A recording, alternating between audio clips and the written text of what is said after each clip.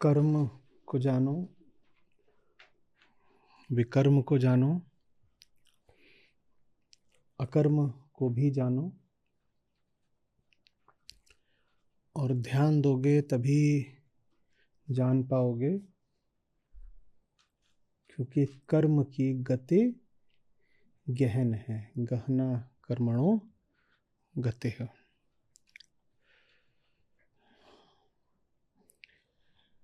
कर्म कर्म विकर्म, सकाम कर्म निष्काम कर्म संभाल के। इन पर हम पिछले सत्र में चर्चा कर चुके हैं, कुछ सीमा तक उसको आज हम दोहराएंगे भी। पर जो मूल बात है व्यवहारिक, जिससे लाभ है हमें, वो उससे संबंधित तो है कि कर्म क्या, विकर्म क्या, अकर्म क्या, पर संबंधित होने के बाद भी थोड़ा हटकर है। आप बिल्कुल जान सकते हो कि कर्म, अकर्म, विकर्म, निष्काम कर्म आदि किसको कहते हैं, और ये हम जान ही चुके हैं, विस्तार से चर्चा हुई ही थी।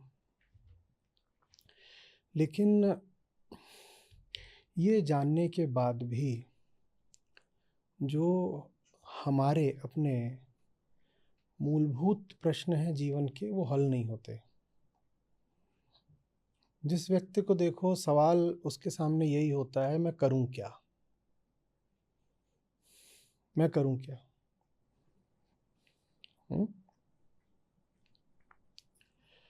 ऐसी मेरी हालत खराब है, मुझे क्या करना चाहिए। सबके सामने प्रश्न यही आता है ना। तो इस प्रश्न का उत्तर तब तक नहीं मिलेगा जब तक कर्म के पीछे के कर्ता को हम नहीं पकड़ लेते। ये जो मेरा कर्म है, ये आ कहां से रहा है, जब तक ये नहीं जाना, तब तक सही कर्म का निर्धारण होगा नहीं। और सही कर्म का निर्धारण कर्ता को जानने के बाद करना पड़ता नहीं है। हमने बहुत बार कहा है, मनुष्य की मूल समस्या कर्म की नहीं, ज्ञान की है। हमारी समस्या अभिव्यक्त ऐसे होती है कि करूं क्या, कौन सा कर्म उचित है मेरे लिए, अभिव्यक्ति हम उसको ऐसे देते हैं। लेकिन वास्तव में हमारी समस्या ये है कि हम जानते नहीं कि कर्म की प्रेरणा या कर्म के प्रति आग्रह या नकार या विरोध आ कहां से रहा है। जो कुछ भी हमें अनुभव हो रहा है, जो भी कर्म हमसे होने को आतुर है, छटपटा रहा है, उसका स्रोत क्या है हमारे भीतर, हमें ये नहीं पता होता। समस्या ज्ञान की है। हम नहीं जानते कि हमारे भीतर कौन है जो कर्म को आतुर है या कर्म के विरोध में है, हमें नहीं पता होता। उसको जानना ही धर्म है, और उस धर्म की पूर्ति के बाद कर्म के निर्धारण की कोई आवश्यकता बचती नहीं है। आत्मज्ञानी के लिए यह प्रश्न बिल्कुल महत्वहीन हो जाता है, गौण हो जाता है, अप्रासंगिक हो जाता है, हास्यास्पद हो जाता है। मैं करूं क्या? वो करने वाले को ही जान गया, वो करने वाले कि तामझाम को, दंदफंद को, निरर्थकता को जान गया। वो अब क्यों पूछेगा कि मैं करूं क्या, उसे क्या करना है। तो अगर पूछा नहीं कि करूं क्या, तो कर्म होता कैसे है? वो बस हो जाता है, वो बस हो जाता है। वो फिर सीधे आत्मा से उद्भूत होता है, बीच में उसमें कर्ता की जरूरत नहीं पड़ती, मध्यस्थ की तरह, मिडिल मैन की तरह। ऐसे कर्म को कहते हैं सहज कर्म। बहुत सुंदर शब्द है ना, सहज। सहज का अर्थ होता है वो जो साथ ही जन्मा हो। सह माने साथ, ज माने जन्मा, माने जिसमें फासला ना हो, तुरंत उठा हो। किससे? आत्मा से। सहज कर्म है जो सीधे आत्मा से उद्भूत होता है। असहज कर्म है जिसमें आत्मा और कर्म के बीच में कर्ता बैठ गया होता है आके, वो असहज कर्म है। माने हर वो कर्म जो अहंकार द्वारा किया जा रहा है, अहंकार ही करता है ना, अहंकार ही करता है। हर वो कर्म जो अहंकार द्वारा करा जा रहा है वो असहज होगा।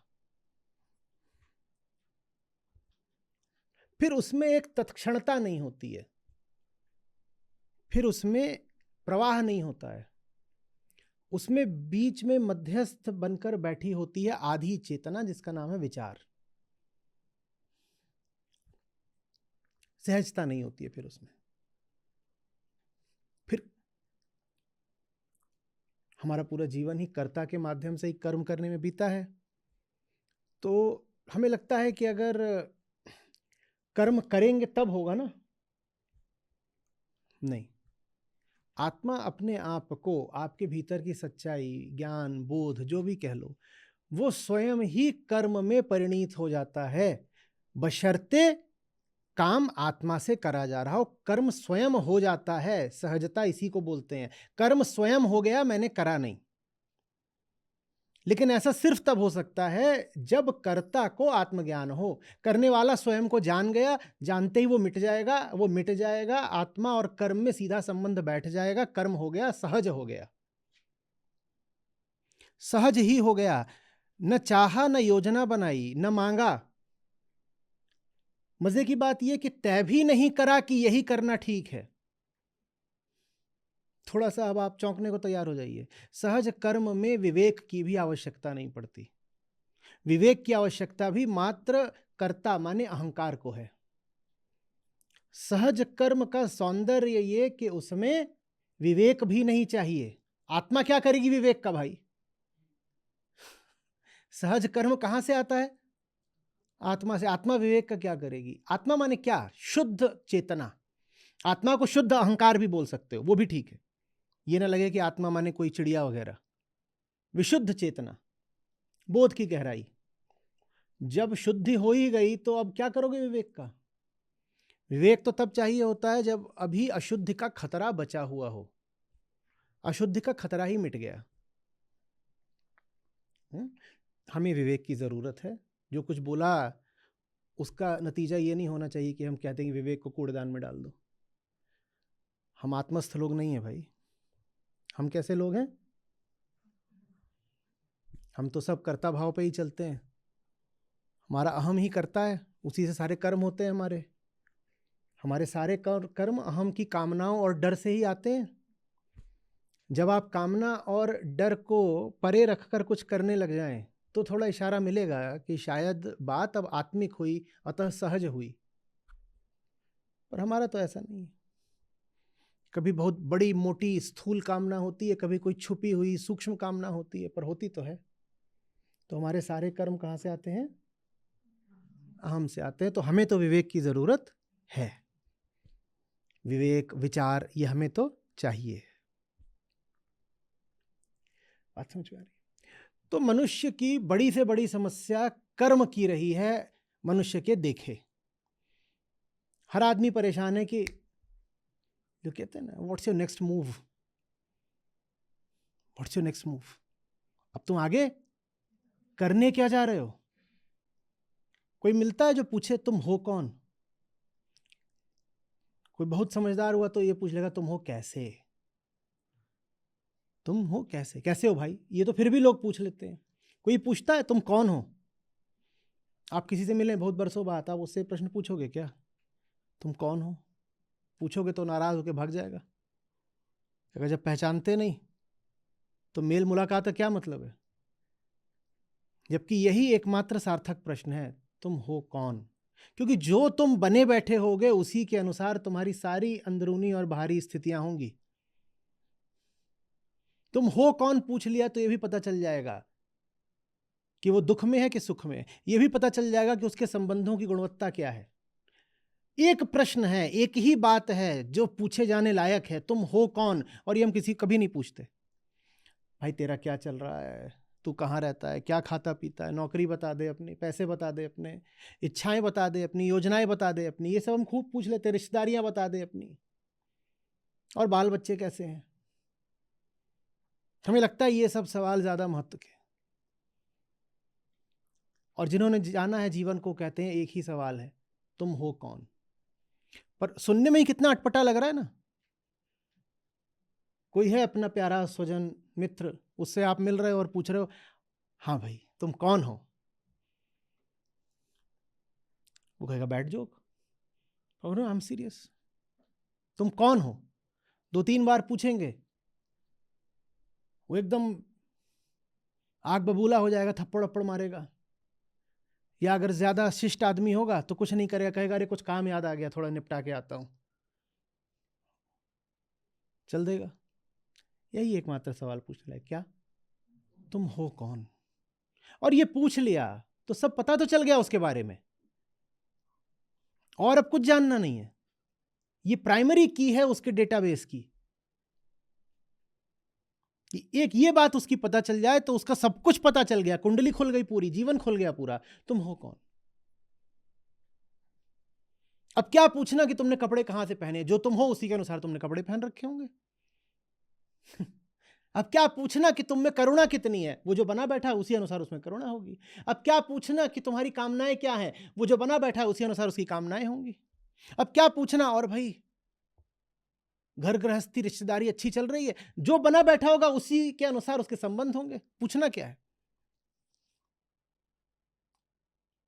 जो एक बात पूछने लायक थी वो पूछ ली, और अब कुछ पूछने की जरूरत है नहीं। और बाकी बातें ऐसी हैं कि उनको कितना भी पूछते रहो, अगर केंद्रीय बात नहीं पूछी है तो वो बाकी बातें किसी लाभ की होती नहीं है। और बाकी बातों में कपट भी करा जा सकता है। कर्म तो कितने झूठ मूठ के हो सकते हैं ना, दूसरों को दिखाने के लिए या स्वयं को ही मूर्ख बनाने के लिए हम कैसी तो कपटी हरकतें करते रहते हैं। कई बार तो हमें खुद नहीं पता चलता कि हम स्वयं से ही छल कर रहे हैं। लेकिन कर्ता का मामला ऐसा है कि उसमें किसी को भी मूर्ख नहीं बनाया जा सकता। एक ही चीज है जानने लायक, अहम की अभी स्थिति क्या है। जीवन में इसके अलावा कोई प्रश्न विचारणीय नहीं। अहम की अभी स्थिति क्या है, यही है तुम हो कौन या मैं हूं कौन। इसके अलावा कोई प्रश्न महत्व का नहीं है। आप कहेंगे पर क्या ये महत्व का प्रश्न नहीं है कि मेरी नौकरी लगी कि नहीं लगी? शायद है। क्या मेरे पास पैसे कितने हैं ये बात जरूरी नहीं है? शायद है। मैं बीमार चल रहा था, मेरे शरीर की दशा क्या है ये बात क्या केंद्रीय नहीं है? शायद है। इन सब बातों से बहुत बहुत ज्यादा जरूरी कौन सी बात है? तुम हो कौन। बीमार शरीर चल रहा है, बीमार शरीर से आपका रिश्ता कैसा है यह बात निर्धारित होगी इससे कि तुम हो कौन। शरीर बीमार चल रहा है एक बात है, पर आप अगर शरीर बन गए, कहा जाए तुम हो कौन, मैं शरीर हूं, तो शरीर थोड़ी बीमार चल रहा है, आप बीमार चल रहे हो। शरीर बीमार चल रहा है, शरीर बीमार हो सकता है, शरीर तो प्रकृति की कठपुतली है, क्या पता कब बीमार पड़ जाए, हमें किसी को पता है? अभी हम सबका ही यहीं पर टेस्ट करा लिया जाए तो किसी न किसी के कोई ना कोई छुपी बीमारी निकल आएगी, कई लोगों के निकल सकती है, किसी का ये है किसी का वो है। अपनी पूरी देह का आप परीक्षण कराएं तो हो नहीं सकता उसमें 2-4 चीजें चौंकाने वाली ना आए। किसी का कोलेस्ट्रॉल बढ़ा होगा, किसी का कुछ घटा होगा, किसी का ये है वो है, 2-4 चीज तो ऊपर नीचे आएंगी। देह की बीमारी हम नहीं रोक सकते, पर देह से हमारा रिश्ता तो हमारे हाथ में है ना। तुम हो कौन, अगर मैं देह हूं और देह बीमार है तो मैं क्या हो गया? बीमार। तो ज्यादा महत्वपूर्ण क्या बात थी कि आपकी बीमारी कैसी चल रही है सर, या आप हो कौन? बीमारी बहुत खराब चल रही होगी, पर अगर मैं देह नहीं हूं तो मैं क्या हूं? खराब? नहीं, मैं खराब नहीं हूं फिर। पर बीमारी थोड़ी भी है और मैं देह हूं तो मैं भी क्या हो गया? बीमार। तो महत्वपूर्ण ये ज्यादा है कि देह कैसी है, या महत्वपूर्ण ये ज्यादा है कि मैं कौन हूं? अरे बात समझ।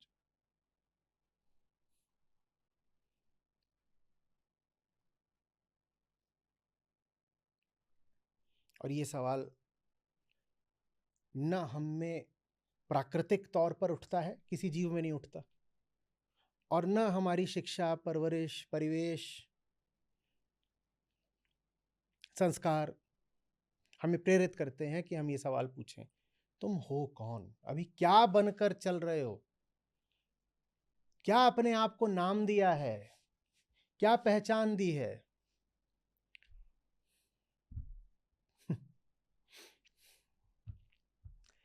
पहली कक्षा से लेकर के पीएचडी तक कहीं भी ये शिक्षा दी जाती है? कोई मिलता भी है तो कहता अपना नाम बता दो। पूछते हैं तुम्हारा नाम क्या है? एकदम छोटे थे आप, तब भी आपको कहा गया देखो ये तुम्हारा नाम है, कोई पूछे तो बता देना। और आपकी डॉक्टोरल थीसिस आती है, उसमें भी आपका नाम ही लिखा होता है, ऊपर सबसे ऊपर छपा होता है आपका नाम। आपका नाम क्या है ये तो पूछ लिया जाता है, आप हैं कौन ये कभी नहीं पूछा जाता। तो इसलिए आज हमारी ये महादुर्दशा है, और इसलिए आज पृथ्वी महाविनाश पर खड़ी है।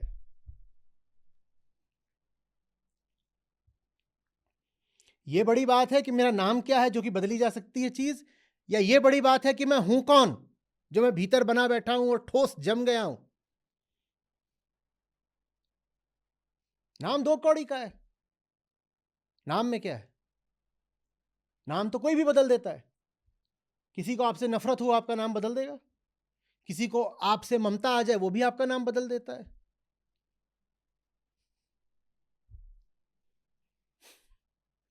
और फिर आपके नाम पे आपका कोई बहुत बस नहीं होता। प्रकृति जैसी चीज है नाम, बाहर से आती है और बाहर के ही आघातों से बन बिगड़ जाती है। पर आप कौन हो, ये एकमात्र चीज है जिस पर आपका अधिकार है। तो वो मूल प्रश्न हमने न कभी पूछा, न हमें पूछना सिखाया गया, गलत बात हो गई।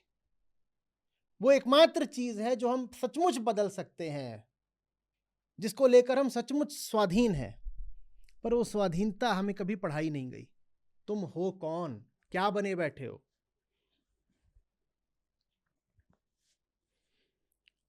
बाकी सब बातें आपको बता दी गई। हाँ साहब अपना जेंडर बताइएगा। अब भाई हम पुरुष हैं, तो कोई हमने अर्जी थोड़ी डाली थी कि पुरुष पैदा हूं। ये क्या पूछ रहे हो हमसे? बिना महत्व की बात, दो कौड़ी की बात, संयोगिक बात। न किसी ने पुरुष होना तय करा, न किसी ने महिला होना तय करा, न किसी ने अपने जीन्स चुने, न किसी ने अपना कद चुना। अपनी राष्ट्रीयता भी कहाँ चुनते हैं हम? वो तो संयोग की ही बात होती है। आप भारत में थे, ये भी संयोग की बात थी। आप अमेरिका में हो, ये भी तो संयोग की ही बात है। लेकिन आपसे पूछा जाएगा जरा बता दीजिए अपनी आप नेशनैलिटी, तो आप वहां पे लिख दोगे मैं चीनी हूं, रूसी हूं, जो भी, जैसे कि वो आपकी कोई आंतरिक बात हो।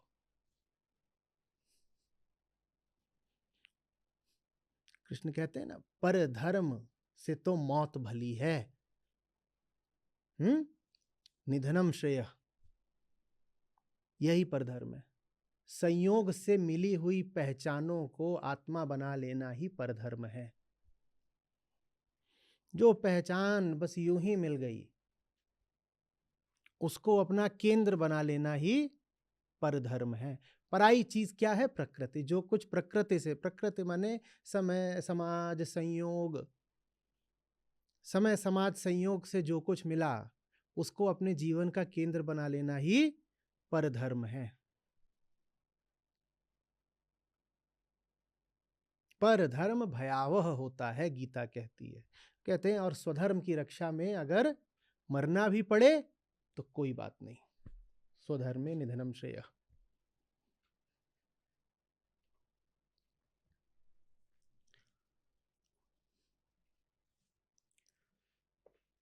ये सारी बातें कैसे एक तरफ अभिसरित हो जाती हैं, ये दिखाई पड़ रहा है।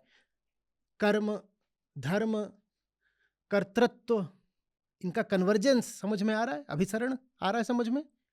एक लगता है बात यहाँ की, एक बात यहाँ की, एक बात यहाँ की, एक बात यहाँ की, और ये सारी बातें क्या करती हैं? ऐसे, जैसे वो लेंस होता है ना, कन्वर्जिंग लेंस, ऐसे कर दो सूरज की सारी किरणें वो एक जगह पर केंद्रित फोकस कर देता है, और फिर आपको बड़ा मजा आता, कागज जलने लग गया ऐसे। तो अध्यात्म के क्षेत्र में जितना भी है, पूरी उसकी शब्दावली, पूरी उसकी भाषा का कोश, एंटायर ग्लॉसरी, वो आकर कहाँ बैठ जाती है?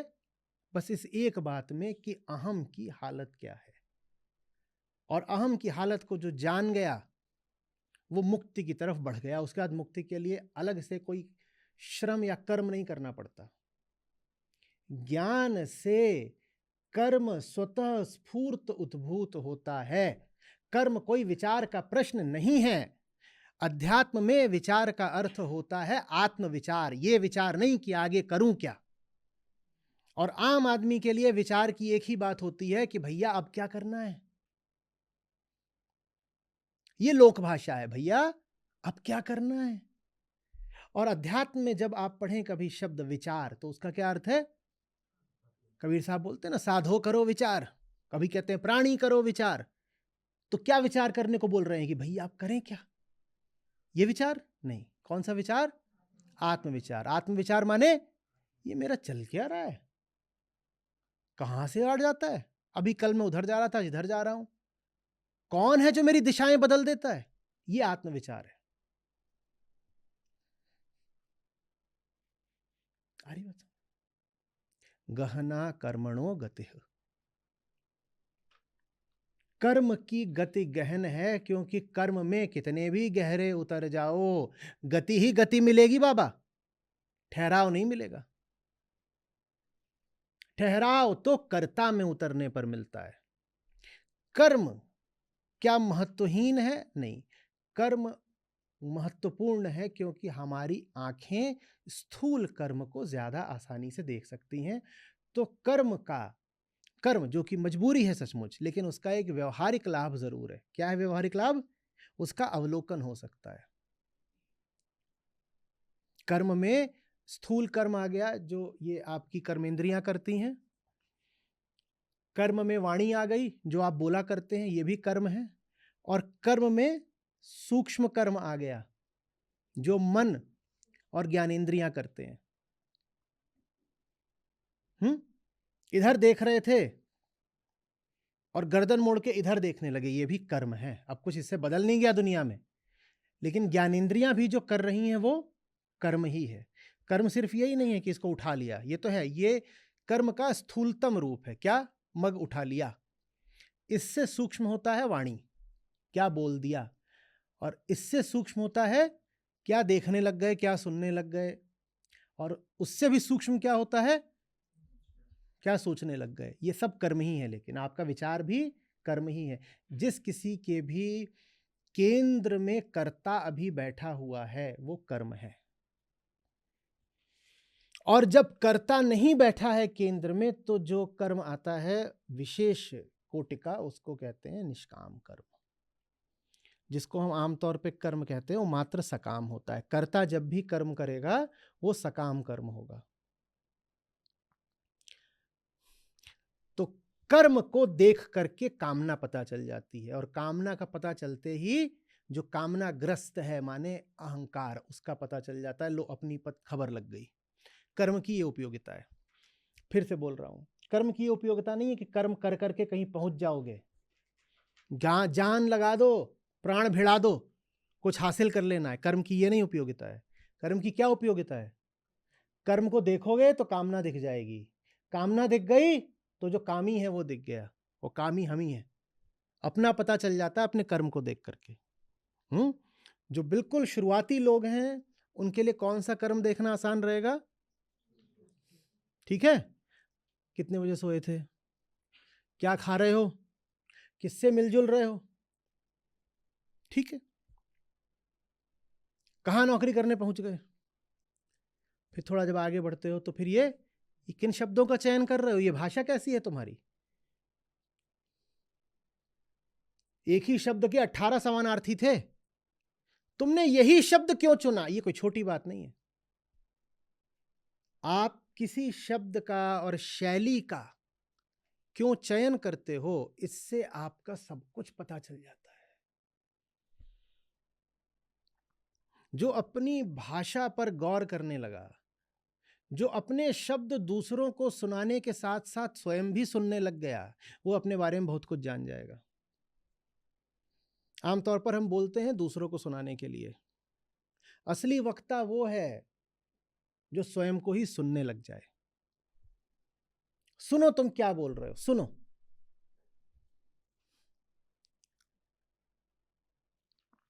और अगर आप खुद को सुनना बर्दाश्त नहीं कर सकते तो ये उम्मीद क्यों कि दूसरे सुनेंगे आपको।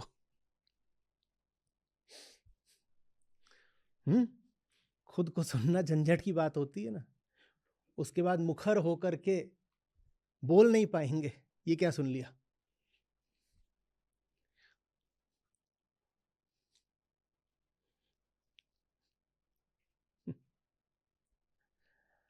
और जब और थोड़ा आगे बढ़ने लगो तो अपने विचारों को और भावनाओं को देखना शुरू करो। ठीक है, वास्तव में भाव को देखना विचार को देखने से भी ज्यादा कठिन और सूक्ष्म बात होती है, क्योंकि विचार तो भाव का अनुगामी होता है। भाव पहले आता है, माने वृत्ति वो पहले आती है, विचार उसके पीछे पीछे आ जाता है, वृत्ति को तर्क का कवच देने के लिए। नहीं तो वृत्ति देखो अकारण होती है, वृत्ति के पीछे बस एक ही कारण होता है, मम्मी, प्रकृति। कोई पूछे वृत्ति का कारण क्या है, कुछ नहीं कारण है। वृत्ति का कारण बस यही है कि तुम हो, मैं ही वृत्ति का कारण है। तो मैं को फिर मूल वृत्ति भी बोलते हैं, अहम वृत्ति, वो मूल वृत्ति है। तो वृत्ति का कोई कारण नहीं होता, लेकिन विचार का कारण होता है। विचार का कारण वृत्ति होती है। आप क्या सोचते हो कि आपका विचार मौलिक होता है? नहीं, विचार मौलिक नहीं होता। आपको भूख लग रही है या आपको कोई पसंद नहीं है, तो आगे क्या करना, इस बारे में विचार आ जाएंगे। पहले क्या चीज आई, भूख और नापसंदगी या विचार? हाँ, पर हम वृत्ति को लेकर बेखबर रहते हैं, तो हमें लगता है मैंने विचार किया। नहीं, आपने विचार नहीं करा, वृत्ति उठी और उसने आपसे विचार करवा दिया। विचार में कोई दम नहीं है। जब कोई बोला आई वाज थिंकिंग, तो इसका मतलब ये है कि वो थिंकिंग से पहले कुछ हो चुका है उसके भीतर, जिसके फलस्वरूप अब वो विचार कर रहा है, थिंक कर रहा है। ऐसे ही कोई थॉट नहीं आ जाता, उस थॉट के पीछे एक टेंडेंसी होती है। वो खाना रखा है, मुझे भूख लगी है, अब मैं विचार करूंगा कि क्या बहाना बनाऊं कि मैं वहां जाके उसको उठा लूं।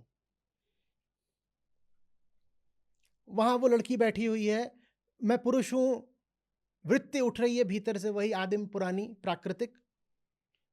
तो अब विचार आ जाएगा कि इससे किस प्रकार बात शुरू करनी है। विचार आ गया। वो विचार थोड़ी शुरुआत है, शुरुआती चीज वो विचार नहीं है ना। शुरुआती चीज क्या है? हाँ, वो पुरुष की वृत्ति। और उस पुरुष की वृत्ति के पीछे भी माता जी वाली वृत्ति बैठी है, जो कह रही है कि बने रहो, बने रहो, मैं कायम रहे। और मैं कायम रहे, उसके लिए देह कायम रहे। और देह किसकी मिली है? पुरुष की। पुरुष की देह कायम रहे, इसके लिए स्त्री की देह आवश्यक है। वो दिख गई स्त्री की देह। तो अब बहुत हो सकता है आप एक स्मार्ट थिंकर हो और बहुत आप तर्कपूर्ण तरीके से जाकर बात कर लें, लेकिन आपने कितनी भी कुशलता से, कितने भी तर्क से बात करी हो, बात यह है कि आपने बात तो वृत्ति से ही करी है। बस वो वृत्ति दिखाई नहीं पड़ती, क्योंकि अतिशय सूक्ष्म होती है, विचार भी नहीं दिखाई पड़ता। तो हमने कहा शुरुआती चीज तो यही है कि यही देख लो कि हाथ पांव किधर को चला रहे हो। उतना भी देख लो तो अच्छी शुरुआत हो जाती है। क्या पकड़ने को दौड़ रहे हो, कहाँ पाए जाते हो, कहाँ जमे रहते हो, कहाँ अड्डा लगाते हो, ये बातें भी देख लो तो अपने बारे में बहुत कुछ पता चल जाता है। बता रही समझ? गहना कर्मणो गते। कर्म में कितना भी घुसते जाओ, जब तक कर्ता तक नहीं पहुंचते, कर्म का मुद्दा ही व्यर्थ जाना है। इसने ऐसा करा, उसने ऐसा करा, सब बात गोल गोल घूम जाएगी, कहीं पहुंच नहीं पाएगी। अगर देख ही रहे हो कि किसने क्या करा, तो ये देखो कि जिसने जो करा उसके पीछे करने वाला कौन है, करने वाला कौन है। इतना कह देने से बात नहीं बनता। देखिए, अध्यात्म रहस्य का क्षेत्र नहीं है कि जितनी भी बड़ी बड़ी बातें हैं, अरे उन्हें जान कौन सकता है। हमने कहा ना, दो तरह की गलतियां होती हैं। एक तो गलती ये होती है कि हम अंधविश्वास में रह जाते हैं और जो बातें जानी जा सकती हैं उनको भी नहीं जानते। क्या बोल करके कि अरे ये बात तो मनुष्य की सोच और पहुंच के बाहर की है। और दूसरी बात ये होती है कि जो सचमुच सोच के बाहर का होना चाहिए उसको लेके हम किस्से और कथाएं बना लेते हैं। तो ये बात कि कर्म का क्या पता कौन क्या कर रहा है, क्यों कर रहा है, ये बात पहले किस्म की गलती हो गई।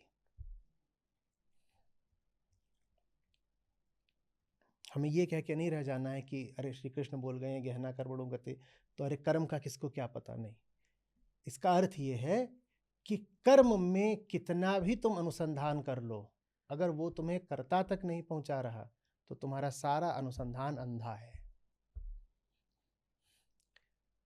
कर्म उपयोगी है। किस दृष्टि से? इस दृष्टि से नहीं कि कर करके कुछ पा लोगे, कर करके कोई कुछ नहीं पा लेता। अध्यात्म में, वेदांत में करा नहीं जाता, ठहरा जाता है। करने से ठहरा जाता है। कर तो सभी रहे हैं, ठहरा जाता है। और ठहरा कैसे आता है? ब्रेक लगा के नहीं, जान के। जो हो रहा है उसको ही जान लो, जो हो रहा है वो अक्सर ठहर जाता है। ये गजब चीज है।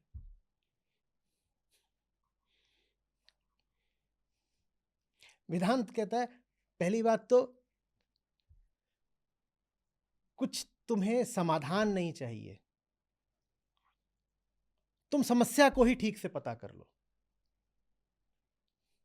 और फिर कहता है समस्या तुम्हें ठीक से पता चलेगी नहीं जब तक उसे समस्या बोल रहे हो, तो उसे स्थिति बोलो बस।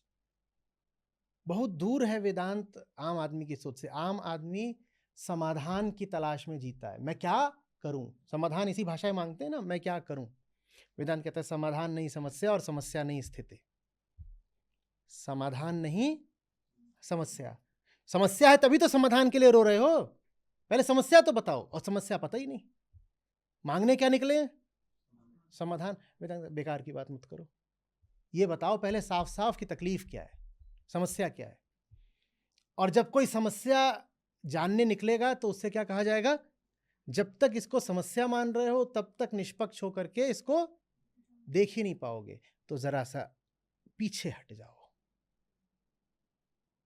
अनासक्त होकर के समस्या को देखना समस्या को सिर्फ एक स्थिति बना देता है।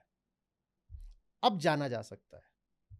जब तक कोई भी स्थिति आपके लिए समस्या है उसको जान पाना असंभव रहेगा, क्योंकि समस्या शब्द के साथ कामना जुड़ी हुई है।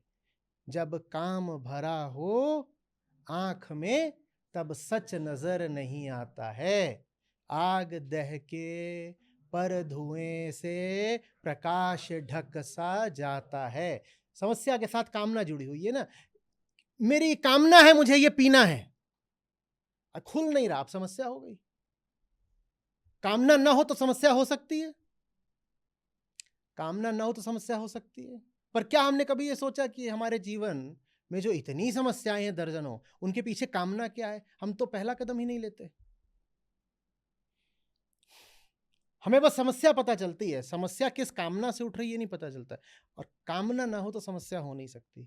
बात ये नहीं है कि हमें कामना से परहेज करना है, बात ये है कि कामना के द्वारा जो हम पाना चाहते हैं वो कामना से कभी हासिल हो नहीं सकता। कामना पूरी हो जाती है, हम कभी पूरे नहीं होते। कितनी ही तो आपकी कामनाएं हैं जो पूरी हो चुकी, उससे आप पूरे हुए क्या? तो कामना निष्प्रभावी होती है। कामना का प्रभाव अधिक से अधिक सीमित होता है, इनइफेक्टिव होती है कामना। अहम कामना करता है स्वयं को पूर्णता देने के लिए, लेकिन कोई भी कामना हो वो खुद पूरी हो सकती है, आपको पूरापन पूर्णता नहीं दे सकती। और यही कामना किसको जन्म दे देती है? समस्या को। और हम समस्या सुलझाने में लगे रहते हैं, स्वयं को नहीं सुलझाते। समस्या को नहीं सुलझाओ। पहली बात तो समस्या सुलझेगी कि नहीं सुलझेगी ये बात काफी हद तक संयोगिक होती है। दूसरी बात, समस्या सुलझ भी गई तो इससे आशय बस यही है ना कि कामना पूरी हो गई। जब आप बोलते हो कि फलानी समस्या थी मेरी वो सुलझ गई है, तो यही कहना चाह रहे हो ना कि कामना पूरी हो गई। कामना हो भी गई पूरी, तुम्हें क्या मिला? अब ये मुझे क्या मिला ये जानने के लिए भी पहले पता होना चाहिए कि मैं कौन हूं, तब दिखाई देगा ना। कामना का गुलाम था मैं, कामना मालकिन थी। मालकिन को हो सकता है कुछ मिल गया हो, मैं तो नौकर, मैं भूखा का भूखा ही रह गया। कामना पूरी हो गई, मैं भूखा रह गया।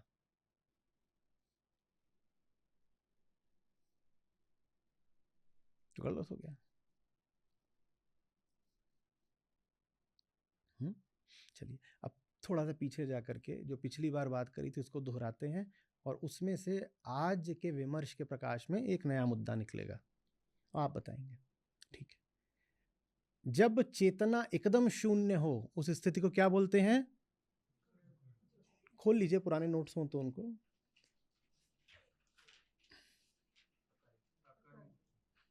हाँ, स्थिति जड़ता की है, और जड़ता में क्या होता है? अकर्म होता है। ठीक है। अकर्म में अहंकार की क्या स्थिति होती है? अनुपस्थित होता है। अहंकार का क्या काम होता है? करना या दावा करना? फिर बताइए, अहंकार करता है या दावा करता है? तो अकर्म का मतलब यह है कि अहंकार ने किया नहीं, या ये कि दावा किया नहीं? क्योंकि अगर ये कह दोगे ना कि अकर्म तब है जब अहंकार नहीं करता, तो कहोगे कि कर्म माने जब अहंकार। सच तो ये बात है जो कि अगले श्लोक में कहेंगे, 18वें श्लोक में कहेंगे कृष्ण, आगे अगले सत्र में होगा कि जहां तुम नहीं करते बेटा वहां तो तुम नहीं करते, जहां तुम्हें लग रहा है कि तुम करते हो तुम वहां भी नहीं करते। तो इसलिए ये बात याद रखनी बहुत जरूरी है। अकर्म की परिभाषा ये नहीं है कि उसे अहम ने किया नहीं, अकर्म की परिभाषा ये है कि इतनी गुंजाइश, इतनी राहत छोड़ दी अहंकार ने कि वो वहां पहुंच करके दावा नहीं ठोक रहा, वो अकर्म है। अकर्म के उदाहरण दीजिए।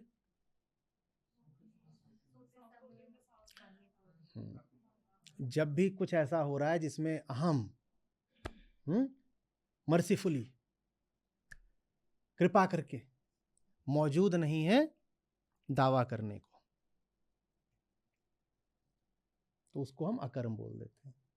उसमें जो बाहर की दुनिया में घटनाएं घट रही हैं वो तो ठीक ही हैं, शरीर की भी बहुत सारी घटनाएं जिनमें कोई भी तर्क लगा करके, कोई भी बहाना लगा करके अहंकार कर्ता का श्रेय नहीं ले सकता, उसे अकर्म बोलते हैं। सोते समय सपना आ रहा है, ये अकर्म है, ये अकर्म है।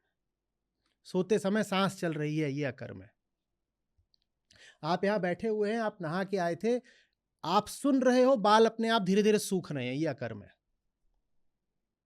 ठीक है, आपको पता भी नहीं है बाल सूख रहे, ना आप ये कहोगे कि आप यहां बाल सुखाने को बैठे हो। कितने लोग हैं जो बाल सुखाने आया करते हैं?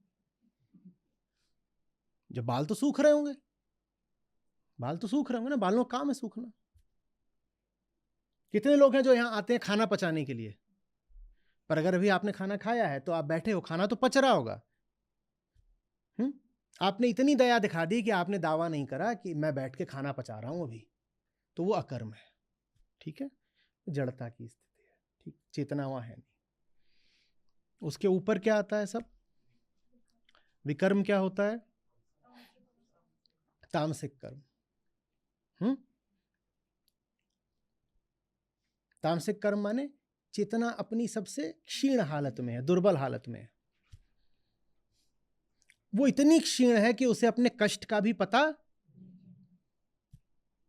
बल्कि उसे कष्ट कब हो जाता है? जब उसे जगाने जाओ।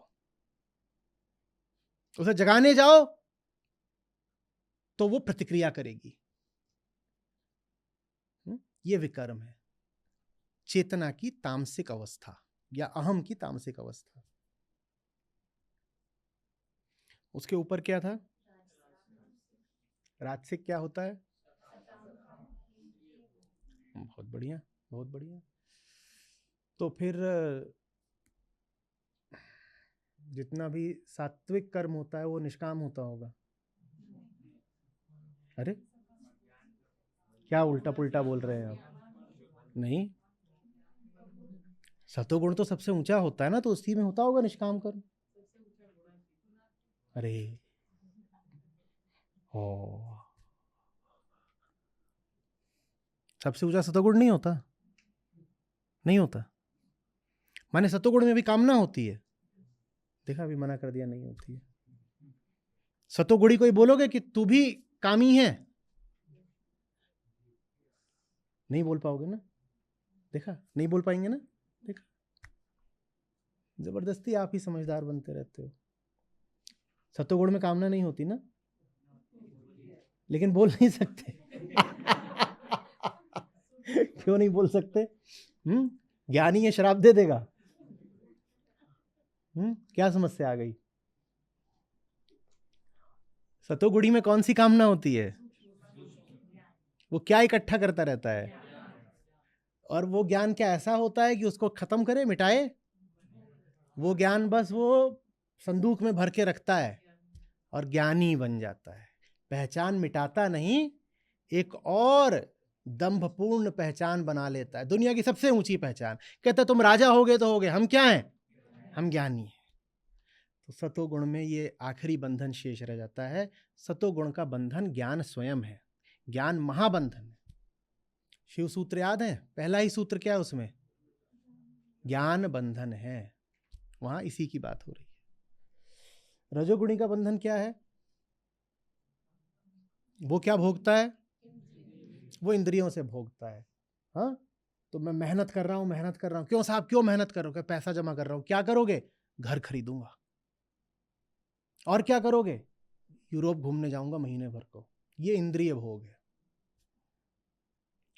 तो ये भी राजसिक है, वो भी राजसिक है। ये भी माने जो हाँ यहां से भोग रहा है वो भी राजसिक है, जो यहां से भोग रहा है वो भी, जो यहां से भोग रहा है वो भी। और निष्कामी कौन होता है? गुणातीत माने किसके अतीत? तीनों गुणों के, प्रकृति मात्र के अतीत। प्रकृति मात्र के अतीत, अविद्या से मुक्त, अविद्या से मुक्त। ठीक है। अहम किसके क्षेत्र का है? आत्मा के या प्रकृति के? ठीक है। तो गुणातीत होने का मतलब, अभी सवाल है मेरा, गुणातीत होने का मतलब वह प्रकृति के अतीत चला गया। अतीत जाना माने आगे चले जाना, उल्लंघन कर जाना। यह है प्रकृति का क्षेत्र, ये मेज, ये सतह, टुप निकल गया। अहम भी कहां था? यही डोलता रहता है, कभी जाके इससे रिश्ता बनाता है, कभी इससे, कहीं 5-7 से एक साथ रिश्ता बनाता है। जो कुछ भी करता है हम करता तो यहीं पे है ना। ये क्या है? ये मम्मी का गार्डन है, प्रकृति। और वो बबुआ यहीं पे इधर उधर कहीं डोलता रहता है, कभी इस झूले पे बैठा, कभी उस डाल पे कूदा, कभी सेब खा लिया, हाँ, कभी लौट गया, कभी, यही सब उसका काम है। लेकिन वो जितना भी काम करता है यही करता है, और उसके कामों के सारे विषय भी कहाँ होते हैं? यही यही यही यही। ये विषय पकड़ा, वो विषय, अब उधर भग गया। अगर गुणातीत निकल गए तो अहम तो सिर्फ यही हो सकता है, उधर अहम तो है नहीं। हम कह रहे निष्काम कर्म गुणातीत के साथ है, यही बोला ना आपने अभी। तो करा किसने वो? फिर अहम तो यहां था। सवाल समझ में आया कि नहीं? ये प्रकृति का क्षेत्र है, करने वाला यही था, करने वाला यहां था। निष्काम कर्म गुणातीत होता है, माने इससे तो उधर निकल गए, तो उधर करने वाला तो कोई है ही नहीं। तो ये निष्काम कर्म करा किसने?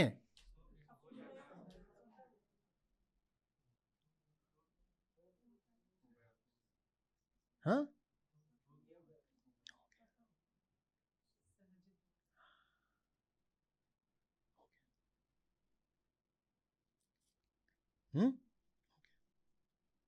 कोई उससे पूछे वो कहां से आया, तो उसका जवाब वैसे तो देना नहीं चाहिए, पर देना हो तो कहिएगा, जहां से आत्मा आई वहीं से आया।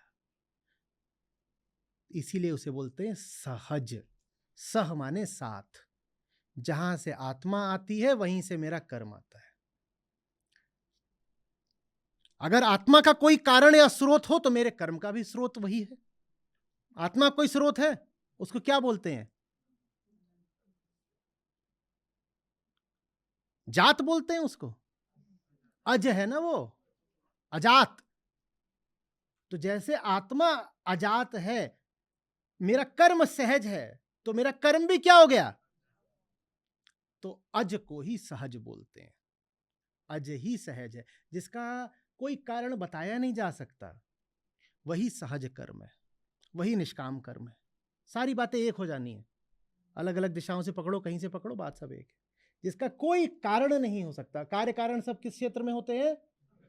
प्रकृति के क्षेत्र में होते हैं। कर्म कर्ता सब किस क्षेत्र में होते हैं? तो जिसका कोई कारण हो नहीं सकता, जो प्रकृति से बाहर का है, उसी को सहज कर्म या निष्काम कर्म कहते हैं। आपके कामों के पीछे अगर कारण है तो आपके कामों के पीछे कामना है। कामना ही कारण होती है, ये लिख लीजिए। और अगर कामना है, कारण है, तो निष्काम कहां से हो गए भाई? ये हो सकते हो? काम होते हुए भी निष्काम हो जाओगे? हाँ। तो जहां कारण है वहां कामना है, जहां कामना है वहां कारण है। ये पूरी दुनिया कार्य कारण पे चल रही है, माने इस पूरी दुनिया का ईंधन और इंजन कामना है, और जहां कामना है वहां नरक है। इसलिए नहीं कि कामना में कोई बुराई है, इसलिए क्योंकि कामना आती है आत्म अज्ञान से। नरक कामना में नहीं है, नरक अज्ञान में है। अगर आपकी कामना ज्ञान से आ सके तो मजा आ जाए, लेकिन ज्ञान से जो कामना आती है उसी को निष्कामना बोलते हैं। जो है नहीं उसकी कामना को निष्कामना बोलते हैं। जब कामना तो हो, कामना करने वाला कोई ना हो, उसको निष्कामना बोलते हैं। जब कामना करी जाए पर अपने लिए ना करी जाए, उसको निष्कामना बोलते हैं। लो, निष्कर्ष आ गया, खत्म।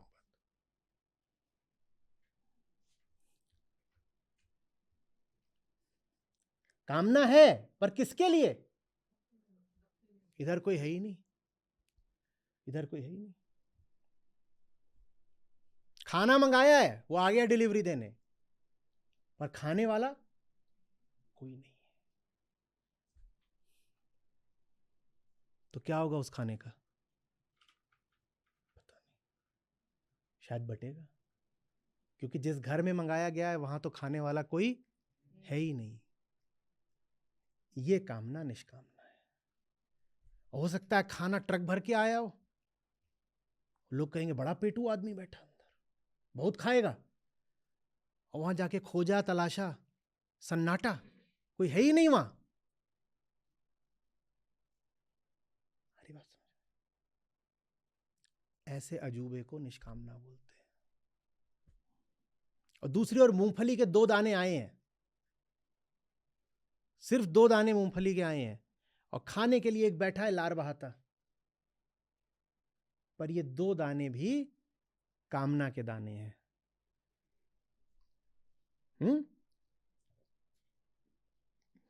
खाने से भरा हुआ एक ट्रक भी निष्कामना हो सकता है, और 2 दाने मूंगफली के भी कामना के बीज हो सकते हैं। बात इसकी नहीं है कि वहां दरवाजे के बाहर कौन है या दरवाजे के बाहर कितना है। बात इसकी है कि दरवाजे के भीतर कोई है कि नहीं। जिंदगी ऐसी ही जियो, दरवाजे के बाहर प्रकृति का पूरा खेल चलता रहे, भीतर मात्र शून्यता। यहां कोई नहीं है बाबा, यहां कोई नहीं है। तब तक देखो अपने आप को जब तक दिखने वाला देखने वाला दोनों समाप्त ना हो जाए।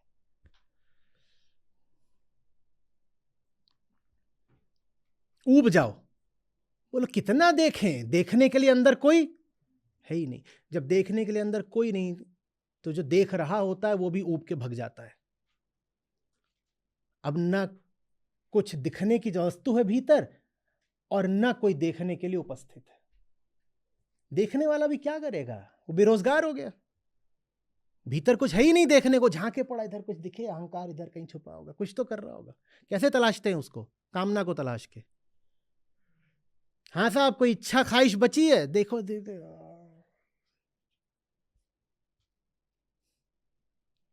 इच्छाओं से भी नहीं तलाशा जाता। भोग की इच्छा, इच्छा तो ये हो सकती है कि वहां बाहर आए 2 टन रसद खाने पीने की। भोग की इच्छा है कि नहीं? भोक्ता भाव की अनुपस्थिति ही अहंकार की अनुपस्थिति है। भोगने के लिए यहां भीतर कोई नहीं है। हाँ, खाना मंगाने के लिए शायद कोई था, ऑर्डर देने वाला तो कोई था, पर उस ऑर्डर को खाने वाला कोई नहीं है। यह निष्कामना है। जगत से हमारा रिश्ता तो है, पर खाने और भोगने का नहीं। यह निष्कामना है।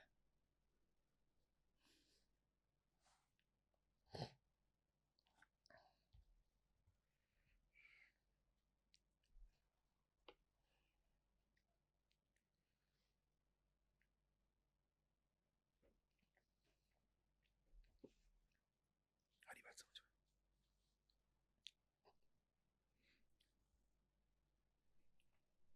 गाड़ी मस्त चल रही है,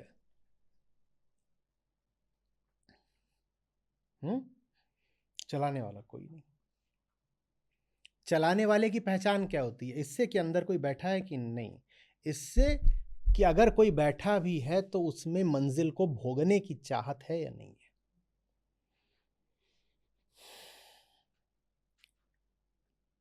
बात आ रही समझ में?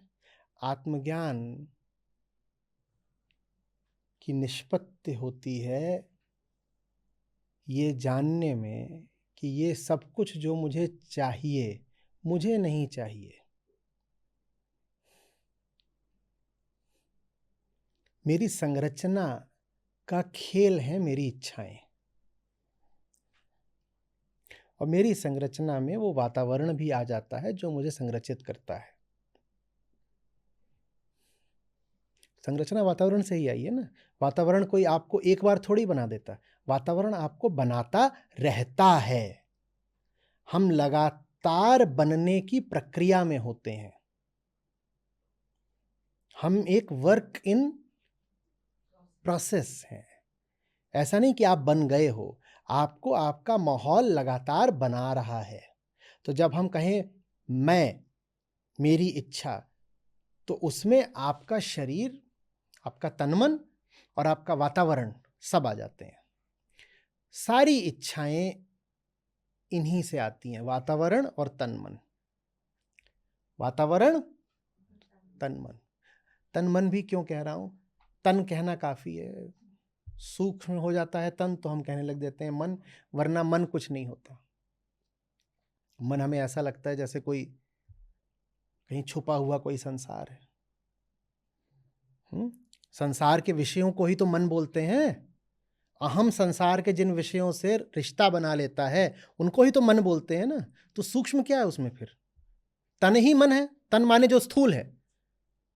जिन जिन स्थूल बातों से आपने रिश्ता बना लिया वो मन कहला जाती हैं, तो उसको सूक्ष्म भी काहे को बोलें? हालांकि पारंपरिक तौर पर मन को सूक्ष्म बोला गया है, पर उसकी सूक्ष्मता बस इस अर्थ में है कि वो दिखाई नहीं देता। आंखों से मन दिखाई नहीं देता, इतनी ही सूक्ष्मता है। वरना अगर सोचो कि मन में विषय क्या है, तो सारे स्थूल विषय हैं। तो मन भी तन ही है, स्थूल।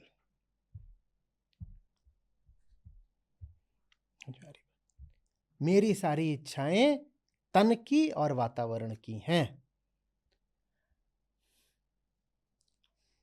अब मूर्खता लगती है इन इच्छाओं का पीछा करना। भक्त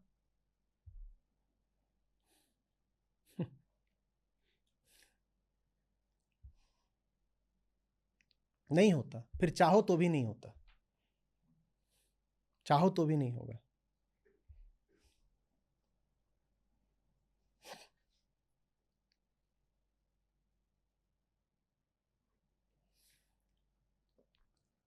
अच्छा, एक बात बताइए, चलिए आपके सामने एक स्थिति रख रहा हूं।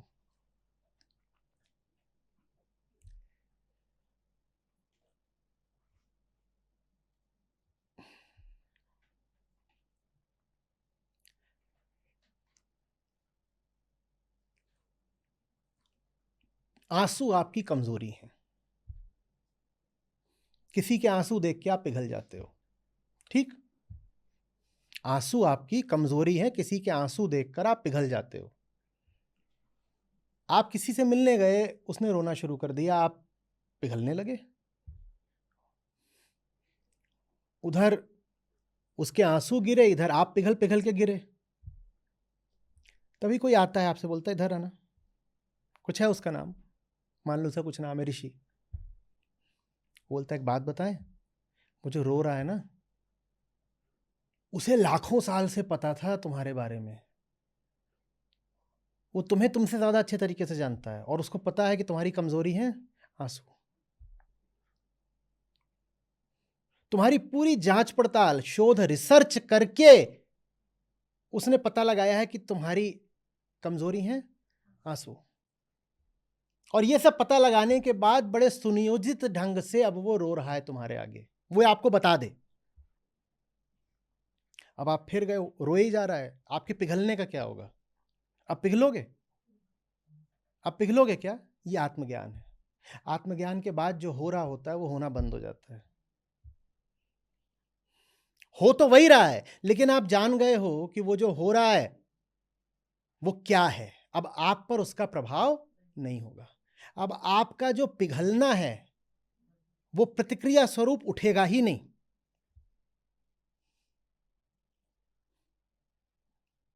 समझ में आ रही बात? ये आत्मज्ञान है। यहां हमने दो लोगों का उदाहरण लिया। आत्मज्ञान में जो दूसरा व्यक्ति है वो हमारे ही भीतर का छुपा रूप है, वो हमारे साथ खेल खेलता है। यहां वो रो रहा था, वो आंसू बहा रहा था, हमारे भीतर वाला हार्मोन बहाता है। हमने अभी उदाहरण में लिया कि सामने वाला आंसू बहा रहा था, और असली जिंदगी में जो भीतर वाला है वो आंसू नहीं बहाता, वो क्या बहाता है? हार्मोन। वहां उसने आंसू बहाए, हम पिघल गए थे। और जिंदगी में जब वो भीतर से हार्मोन बहाता है तो हम पिघल जाते हैं। लेकिन अगर आप जान जाओ कि ये तो आपको फंसाने की साजिश ही करी जा रही है हार्मोन बहा बहा के, तो आप पिघलोगे क्या? जैसे आप जान गए थे कि ये आंसू बहा करके साजिश करी जा रही है आपको पिघलाने की, वैसे ही आप जान जाओ कि आपके भीतर भी एक बैठा हुआ है, आपका ही हमशक्ल, आपके ही नाम वाला, लेकिन वो साजिश कर बहुत खेलता है आपके साथ। तो वो हार्मोन बहा ही इसीलिए रहा है कि आप पिघल जाओ। अब आप पिघलोगे? हो सकता है अभी पिघल जाओ, पर पिघलने की तीव्रता कम हो जाएगी। कम होगी कि नहीं होगी? अब चाहोगे पिघलना तो याद आएगा ये मेरे साथ खेल खेला जा रहा है, ये हार्मोन बहाए जा रहे हैं, जानबूझ के बहाए जा रहे हैं। ये हार्मोन मैं 6 साल का था तब क्यों नहीं बहाए गए? ऐसा क्यों हुआ? मान लीजिए मैं सेक्स हार्मोन की बात करूं, ऐसा क्यों हुआ कि जब मैं 15 का हुआ तभी इनका बहना शुरू हुआ? ये जानबूझ के कुछ करा जा रहा है मेरे साथ, ये मुझे फंसाया जा रहा है। अब आप नहीं पिघलोगे। अब जो प्रक्रिया है भीतर वो चलती रहेगी, आप पिघलोगे नहीं। और जब कोई आंसू बहा रहा हो आपके सामने, आप पिघलो नहीं, तो वो क्या करता है फिर? वो दो काम करता है, या तो उग्र हो जाता है और जोर से बहाता है, क्रोधित हो जाएगा, गाली गलौज करेगा, कहेगा कैसे तुम पत्थर दिल आदमी हो, हम रो रहे हैं तुम, या ऊब करके भग जाएगा, कहेगा आंसू बहाने से कुछ होता तो है नहीं, है तो भग लेते हैं। तो कहता है इनके यहाँ बेकार है रोना इनके सामने, छोड़ो। जो भीतर बैठा है उसका भी यही होता है। उसकी सब प्रक्रियाओं पर और चेष्टाओं पर आप प्रतिक्रिया करना छोड़ दें तो वो जो कुछ कर रहा होता है वो होना भी मंद, शिथिल पड़ जाता है। ठीक वैसे जैसे कोई आपके सामने रो रहा हो और आप उसके रोने पे ध्यान देना बंद कर दें तो उसका रोना भी क्या होता है? प्रकृति ये सब सिखा के भेजती है। छोटे बच्चे होते हैं 2 साल के, 1 साल के, उनको सब पता होता है। आप काम करती होंगी कहीं, आप घर आ जाएं, बच्चा ज्यादा रोता है, आपको लगता है अरे अरे दिन भर रो रहा था, घर में बेचारी जो मेड होगी आप उसको डांट लगा देंगी, वो कहेगी सच्ची बताती हूँ 10 घंटे आप बाहर थी, 10 घंटे में इसने एक बार कोई भी नहीं करा, और आपका मुंह देखा नहीं कि पाए पाए इसने रोना शुरू कर दिया। वो आंसू भी तभी बहाता है जब उसको पता है कि सामने वाला पिघलेगा। उसका आंसू बहाना बेमकसद नहीं है, वो चाल है, वो चाल 6 महीने का बच्चा भी जानता है। डांट बेचारी आया को पड़ जाती है। वो रो ही नहीं रहा था दिन भर, उन्होंने कहा आ गई। यही बच्चे जब बड़े हो जाते तब भी ये चालाकियां भूलते कहाँ हैं? कहाँ भूलते हैं? यही तो हम करते हैं। जिसको प्रभावित करना था उसके सामने हम बहना शुरू कर देते हैं। आप कहेंगे नहीं जानबूझ के नहीं करते, तो हो जाता है। वो तुम्हें पता नहीं है कि क्यों हो रहा है, वो तुम्हें पता नहीं है कि तुमने जानबूझ के ही करा है, लेकिन सिर्फ इसलिए कि तुम्हें पता नहीं है कि तुमने जानबूझ के करा है, इससे ये नहीं सिद्ध हो जाता कि तुमने नहीं करा है। करा तुम्ही ने, और है उसके पीछे प्रयोजन, भले ही तुम स्वयं उस प्रयोजन से अनभिज्ञ हो। कभी देखा बहुत तनाव में थे और तभी कोई तथाकथित अपना मिल गया और कैसे फूट पड़ते हो उसके आगे? हुआ है? पूरा दिन तनाव में बीता बीता ऐसा वैसा वैसा, और कोई अपना मिल गया। तो हॉस्टल में थे, रैगिंग का समय था, मना करा गया था माँ बाप वगैरह कोई, मत आना इन दिनों हॉस्टल। वैसे वो लड़का अपना घूम रहा होगा इधर उधर मस्त, खुद कूद कूद के कह रहा होगा मेरी रैगिंग करो, ये करो। अब माँ बाप आए नहीं कि वो फूट पड़ता था। होता है कि नहीं होता है? वैसे सब ठीक था, किसी स्वजन को देखा और बहने लगे, क्योंकि पता है कि प्रतिक्रिया मिलेगी। आत्मज्ञान का अर्थ होता है प्रतिक्रियात्मकता का अभाव। Now I am no more reactive, I can not react. मुझे पता चल गया ये खेल क्या है, मैं प्रतिक्रिया दूं कैसे? मैं चाहूं तो भी नहीं हो रहा। सोचो किसी का आपके सामने भांडा फूट गया, भेद खुल गया, आप जान गए हो कि वो जान के रोता है, और उसके बाद वो रो रहा है, हाउ हाउ हाउ हाउ, घड़ों पानी बहा रहा है, आप उसको कैसे देखोगे? कैसे देखोगे?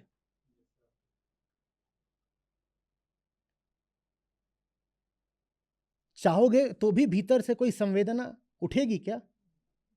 बल्कि और गौर से देखोगे उसको कि कितना चालू है। और वो यही चाह रहा है कि आप गौर से न देखो। ये जो गौर से देखना है, आत्म अवलोकन, ध्यान, ये सब कुछ है। गौर से देख लो, सब खुल जाएगा।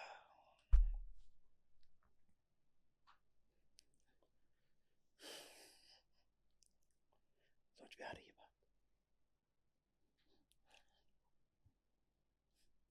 आत्मज्ञान प्रकृति को प्रकृति, प्रक्रिया को प्रक्रिया बना देता है। जब प्रकृति प्रकृति बन जाती है, प्रक्रिया प्रक्रिया बन जाता है, तो अब अहंकार क्या करे? जो कर रही है वो प्रकृति अपनी प्रक्रियाओं से कर रही है। अहंकार ऐसे हाथ उठा के खड़ा हुआ, मैंने किया मैंने किया। तुम कहते हो वो कर रही है, तू काहे को आ गया श्रेय लेने? तो उसके पास अब कुछ बचता नहीं। तो आत्मज्ञान मुक्ति का मार्ग है। मुक्ति और कुछ नहीं होती। अहम खोखला है, अहम झूठा है, अहम है ही नहीं, ये जान लेना ही मुक्ति है।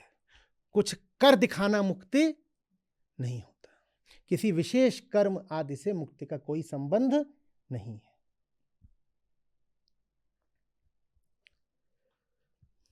स्पष्ट हो रही है बात? जाने बिना कितनी भी कोशिश कर लो कुछ होगा नहीं। मैं जानता ही नहीं मेरे सारे भाव, सारी प्रेरणाएं, मेरी आतुरताएं, मेरी आकांक्षाएं कहाँ से आती हैं। और मैं कहूँ मुझे निष्काम कर्मयोगी बनना है, तो अपने देखे मैं कर रहा हूँ निष्काम कर्म, और वो आ कहाँ से रहा होगा? कामना से।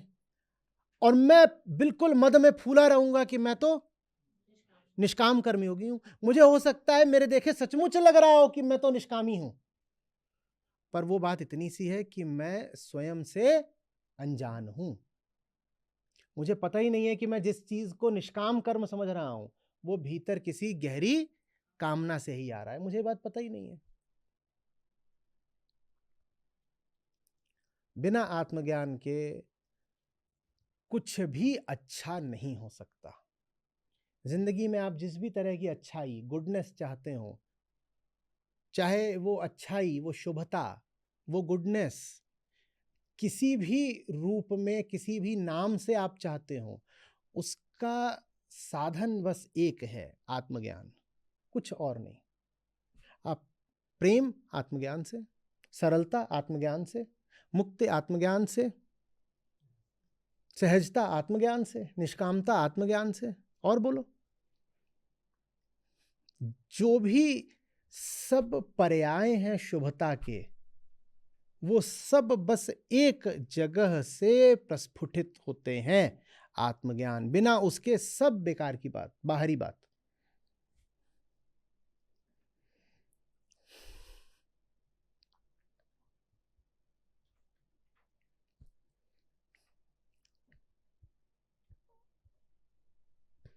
बताइए।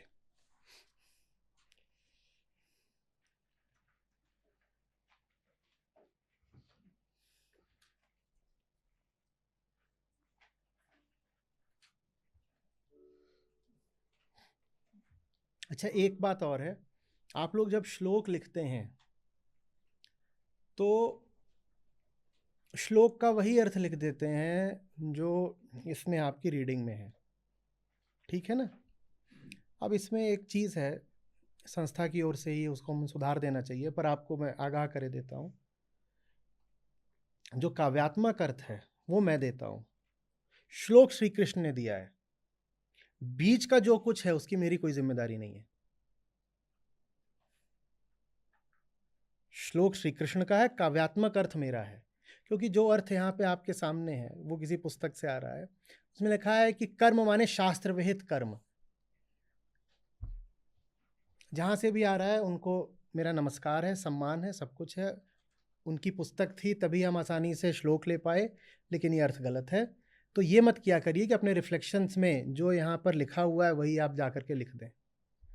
मैंने घंटे भर अगर समझाया है तो उससे कुछ समझ में आया होगा ना, वो लिखिए।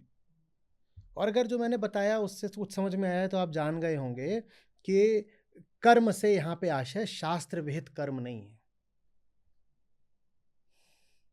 ये जो बात है ये पुरोहित वर्ग को बड़ी प्रिय लगती है कि जहाँ कहीं भी कुछ ऊंचा दिखाई दे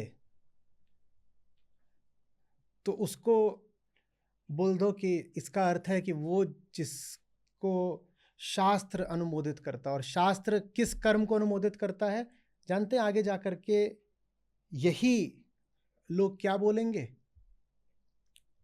बोलेंगे कर्म तो आता है वर्णाश्रम धर्म से।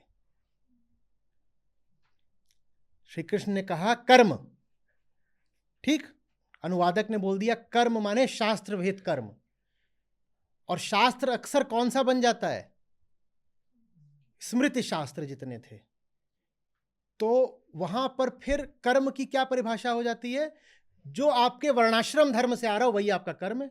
उदाहरण के लिए, आप वर्ण से शूद्र हैं और आश्रम से गृहस्थ हैं, तो आपका क्या धर्म है?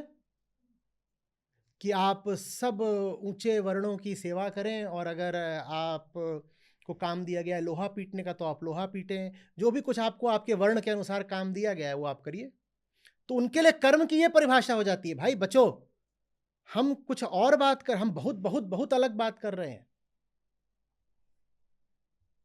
यहां कर्म लिखा है, आप स्त्री हैं, ठीक है। वर्णाश्रम धर्म मात्र वर्णाश्रम नहीं होता, उसमें वर्ण और आश्रम के अलावा सबसे बड़ा जो काम होता है लिंग का होता है। तो वर्णाश्रम धर्म माने कि अच्छा आप स्त्री हैं, अच्छा आप 30 साल की हैं, तो आपका आश्रम क्या हो गया? गृहस्थ आश्रम। वर्ण से आप क्या हैं? आप कुछ भी हो सकती हैं, वर्ण से क्या फर्क पड़ता है? आपका वर्ण वास्तव में एक ही है, आप महिला हैं। तो अभी आपका फिर कर्म क्या है उनके अनुसार? वो कहेंगे आपका एक ही सही कर्म है, बच्चे पैदा करो बहुत सारे और पालो, यही कर्म है।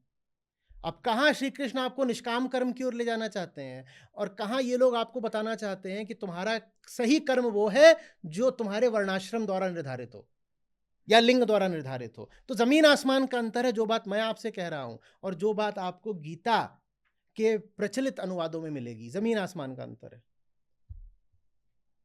तो बचा करिए। मुझे ठेस सी लगती है जब मैं पाता हूं कि वही सब कुछ आके आपने वहां कम्युनिटी पर भी चिपका दिया। हालांकि गलती उसमें संस्था की भी है, ये अनुवाद आप तक पहुंचना ही नहीं चाहिए था, जिन्होंने ये अनुवाद आपको दिया है, मैं नमस्कार करता हूँ उनकी बुद्धि को।